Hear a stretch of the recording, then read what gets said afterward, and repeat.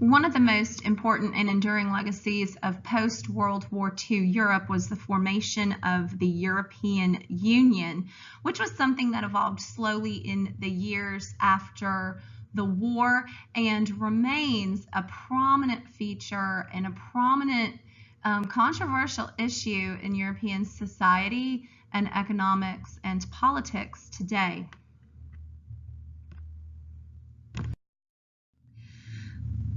The advent of the European Union was economic. In the years after World War II and the Marshall Plan was in effect, many European leaders really saw a need for Europe to organize itself, as Winston Churchill said, as a United States of Europe, to band together, that they would be stronger in a unified way instead of working against each other.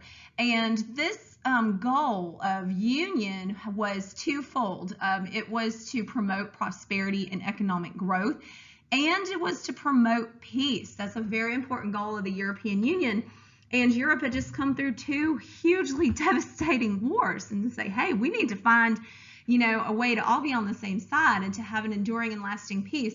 And so the formation of stronger ties between Europe in the form of a union would serve those two ends, as proponents argue, that it would make Europe more prosperous and it would promote peace on the continent. And so the beginnings of European Union were in industry, and they were economic, and they essentially revolved around breaking down trade barriers and forging unity between industries. So there was the Economic Coal Council, there was the Economic Steel and Coal Community, and these are countries kind of banding together to promote their industries and to invest in trade. And this evolved into the European Common Market, which started with 6 nations and was essentially a free trade zone, and it would have looked from an economic standpoint very much like the United States. Like you can move goods and people freely from Tennessee to Georgia to Florida. This is what the economic community, the economic common market, was about. That people and goods and work could very easily transfer borders. And so this is the early stages of union, and this really proved to be pretty successful for Europe as a whole. It did help bring stability, it helped to bring prosperity, etc. So it's a cute little cartoon. What do you think is the defining event of the 20th century? Well, our little old man down here says the death of Elvis, but look, the formation of the European Common Market is in there, and this really did help to lead Europe to economic stability and prominence. And with that, this kind of economic union, came a good deal of peace. Now, in the early years of union, when you had the common market and you had the steel and coal community, etc., France was the driver of these movements, and de Gaulle was really interested in this. General Charles de Gaulle, the French president, of whom we have spoken a little bit in class. But de Gaulle saw prominent leadership within the formation of these common markets and communities to be a way for France to return to prominence and power and position on the European continent. And he actually got very frustrated and worked quite actively in the 1950s and 60s to keep England out, because England could rival France for that position, and it wasn't really something that he was interested in. This photograph is from the 1967 World's Expo, which was actually held in Montreal, Canada. But this pavilion that you see here was the European Communities Pavilion. And so this was the pavilion that represented the interest of the European communities that were working in union with each other, these common markets and these economic communities, etc. And the building was meant to reflect or to evoke the image of a diamond, something that reflects light and shines brightly, of course. And this was the year England finally made it into the European Common Market, and a higher level of union evolved from that. A higher level of union evolved from that. until in the 1980s and 1990s, the focus of the European Common Market and all of these different common councils became to form a European Parliament and a European Union that had the powers and functionality of a regular government, a stronger level of political and economic union, which the Europeans pursued in 1992 with the Treaty of Maastricht, which formed the European Union as we're familiar with it today, as a political organization that has a functioning parliament and president and economic policy and all of that other good stuff. Now, while the European Union was broadly supported, it was not without controversy. As you can see from this propaganda poster against joining the European Union, that people thought this was just another capitalist sham, that this was all about making money for the big multinational corporations who now weren't going to have to deal with independent rules and regulations in the different countries of Europe, which is essentially what this meant. That, you know, this was really all about the man and capitalist expansion, and it was also opposed by people who were strongly nationalistic, who thought that different countries would lose their prominence or would lose their national character, etc. But nonetheless, in the early 1990s, the European Union as a political organization, institution with teeth, was formed. This is the European Parliament building. It's in Brussels in Belgium. It has membership from all of the, I think there's like 27 member states of the European Union now. And they can make laws and regulations that govern any different number of aspects in European life. And this is especially true in terms of economics. Everybody has to operate according to some common regulations. They have to allow free movement of people and goods, and they have to follow these. A recent criticism of the European Union is that it's overly regulatory. It imposes all of these burdensome regulations. When I was in Europe this past summer, our tour guide, who is British, and of course they did the Brexit vote, we'll talk about that in a moment, you know, she talked about a lot of really arcane things and kind of trivial things that the European Union regulates, like, and this kind of gets to the heart of this matter, is it too much?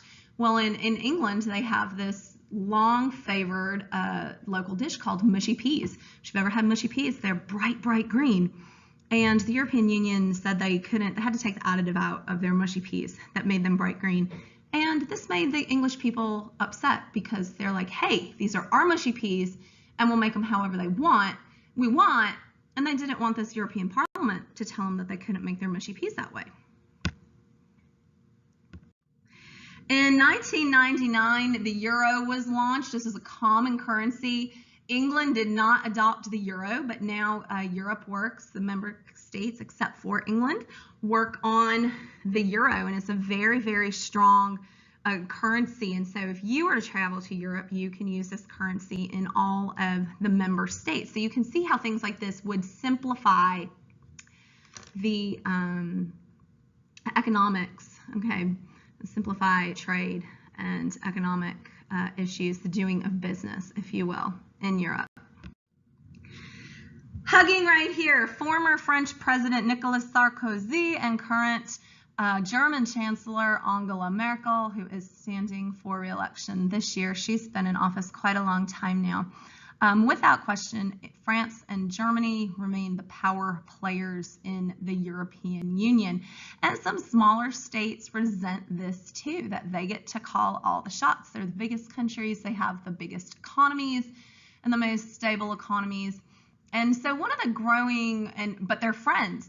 And here's an important effect of the European Union. France and Germany haven't gotten in a war in a really long time now across the 20th century, and are unlikely to because of this shared adventure and their economic union.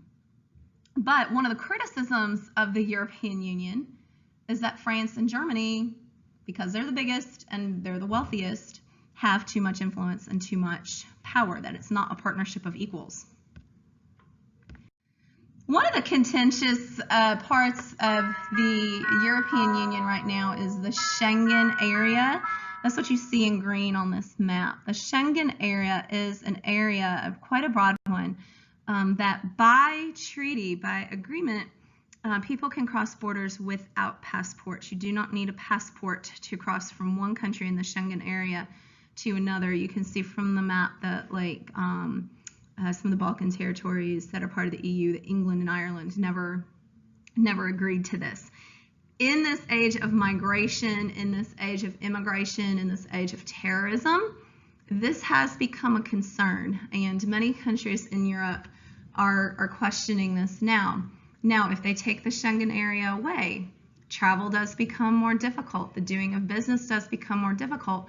Borders become more meaningful and difficult to cross. So you've got a trade-off there, but it does produce an interesting and important question regarding national security.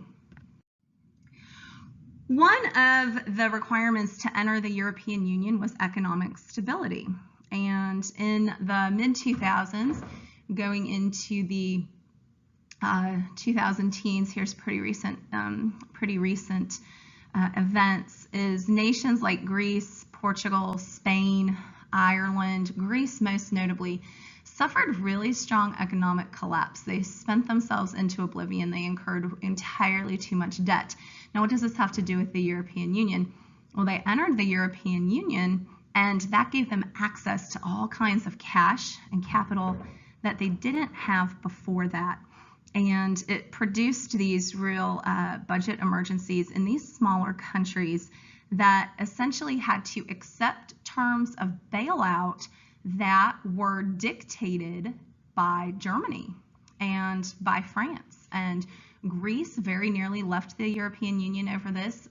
Ireland and Spain have been in austerity. But, you know, again, here's the benefit of the money and the economic investment, and here's the drawback of they overextended and they had to be bailed out.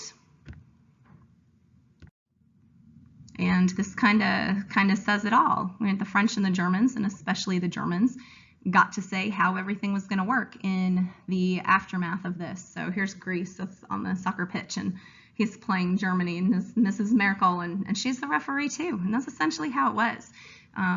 France and Germany said, look, here's what you're going to do, take it or leave it, and they had to take it. One of the great problems in Europe right now is a huge influx of immigration and this migration crisis that is happening from the Middle East. Because of things like the Schengen area, once migrants arrive in Europe, they really generally do have free movement.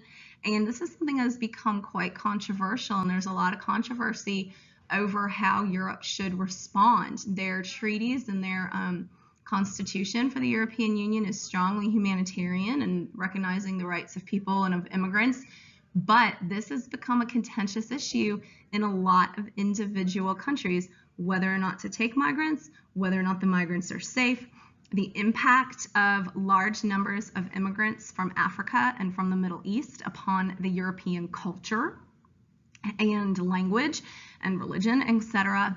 And this is producing some problems, and not unlike what we see here in the U.S. So this is a migrant camp in France, and this is a situation that hasn't shown any signs of slowing down. And so the countries of the European Union, they have been unable to produce a united front on this. The European Union will say, well, we're going to do this, and you've got countries like Italy, for example, that has just been like, no, we're not going to cooperate. That's not what we want to do.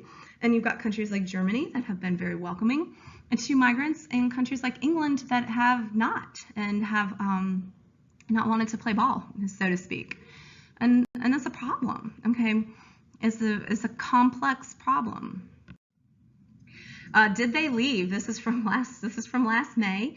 And they did. They left. You can see how close this vote was, and we'll see what the effects of Brexit are. France, just on Sunday, had an election that was essentially the choice between the two candidates, leaving the European Union or staying. So it is definitely not an institution that is without controversy right now. And there have been a lot of drawbacks to it, even though generally speaking, it is one that has produced overall strong post-war prosperity for Europe and a great deal of peace and stability in Europe.